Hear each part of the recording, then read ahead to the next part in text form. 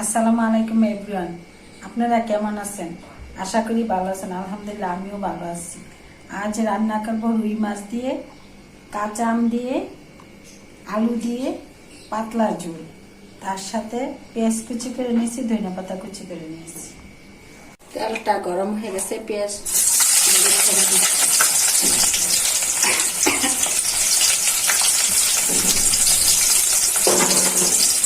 গরম তেলে পেঁয়াজটা বাটা হয়েছে।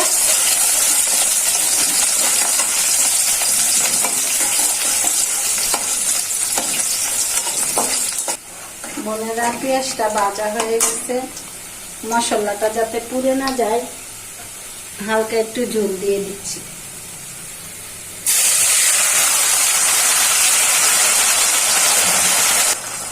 দিয়ে দিচ্ছি পরিমাণ মতন হলুদের গুঁড়া, দিয়ে দিচ্ছি মরিচের গুঁড়া পরিমাণ মতো,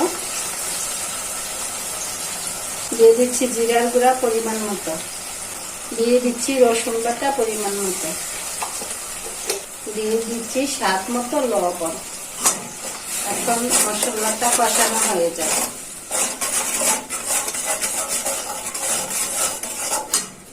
মশলাটা কি সুন্দর কষানো হয়ে গেছে।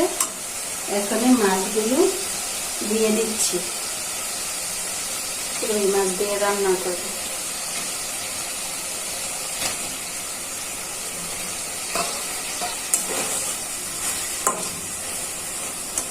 এখন মাছটা কষিয়ে নিচ্ছি।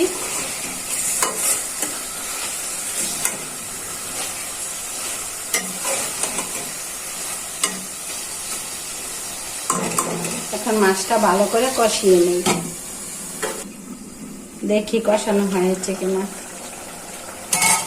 কষানোটা অনেক সুন্দর হয়েছে, কালারটা মনে হয় যেন এখনই তরকারিটা রান্না হয়ে গেছে। তো বোনেরা, আমার ভিডিওগুলো তো আপনারা দেখেন, আমারও ভালো লাগে। আপনারা বেশি বেশি দেখবেন, সাবস্ক্রাইব করবেন, সাপোর্ট করবেন আমাকে। আর আপনারা যে ভিডিওগুলো দেখেন আপনাদের প্রতি আমার কৃতজ্ঞ।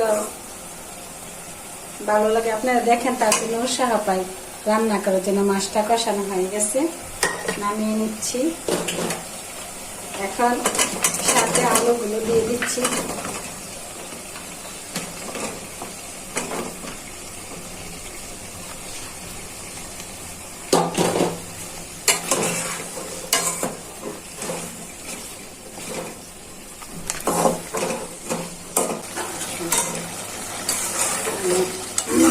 আলুটা কষানো হয়ে গেছে, দেখি সিদ্ধ হয়েছে কিনা।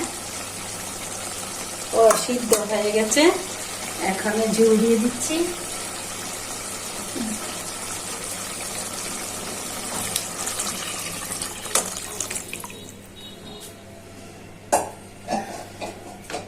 সিদ্ধ হয়ে গেছে। এখন আমগুলো দিয়ে দিচ্ছি।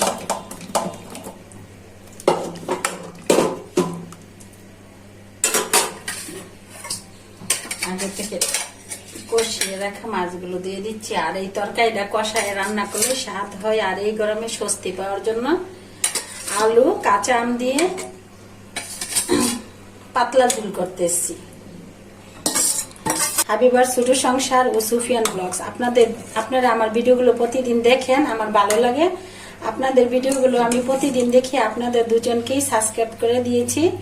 সময় পেলে আপনাদের ভিডিওগুলো দেখি। আর অন্যরা যারা আমার ভিডিওগুলো দেখেন সবাইকে আমার অসংখ্য ধন্যবাদ। আপনারা কমেন্ট করবেন, তখন আপনাদের নামগুলো আমি বলবো। আমার আনন্দ লাগে আপনাদের নামগুলো বলতে।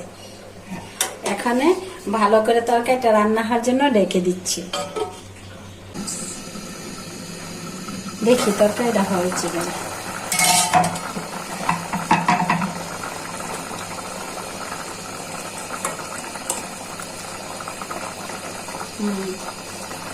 কি সুন্দর একটা কালার আছে। কাঁচা আলু, দেখি সবকিছু ঠিক আছে কিনা।